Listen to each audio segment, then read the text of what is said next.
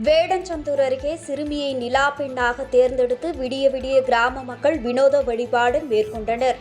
திண்டுக்கல் மாவட்டம் வேடச்சந்தூரை அடுத்த தேவிநாயக்கன்பட்டி கிராமத்தில் விவசாய செழிப்படைய வேண்டி ஆண்டுதோறும் தைப்பூச தினத்தன்று சிறுமியை நிலா பெண்ணாக பாவித்து வினோத வழிபாடு நடத்துவது வழக்கம்.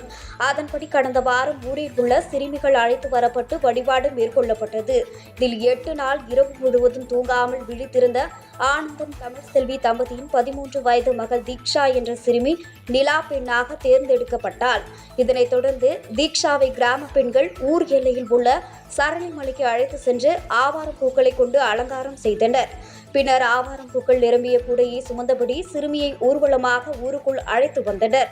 பின்னர் நிலா பெண்ணான தீக்ஷாவை மாரியம்மன் கோவிலுக்கு அழைத்து சென்று தோழிகளுடன் அமர வைத்தனர். அங்கு பெண்கள் கும்மியடித்து பாட்டு பாடி சிறுமியை சுற்றி வந்தனர்.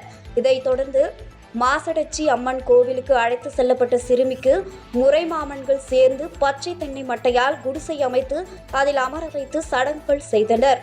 இதனையடுத்து பெண்கள் மாவிளக்கு எடுத்து வந்த நிலா பெண்ணிற்கு சீர் செய்தனர். இதனைத் தொடர்ந்து ஊர் எல்லையில் உள்ள கிணற்றுக்கு சிறுமியை அழைத்து சென்று கூடையில் வைத்திருந்த ஆவாரம் பூக்களை கிணற்று நீரில் போட்டு மண் கலயத்தில் விளக்கு ஏற்றி மிதக்க விட்டு வழிபாடு நடத்திய கிராம மக்கள் பின்னர் ஊர் திரும்பினர்.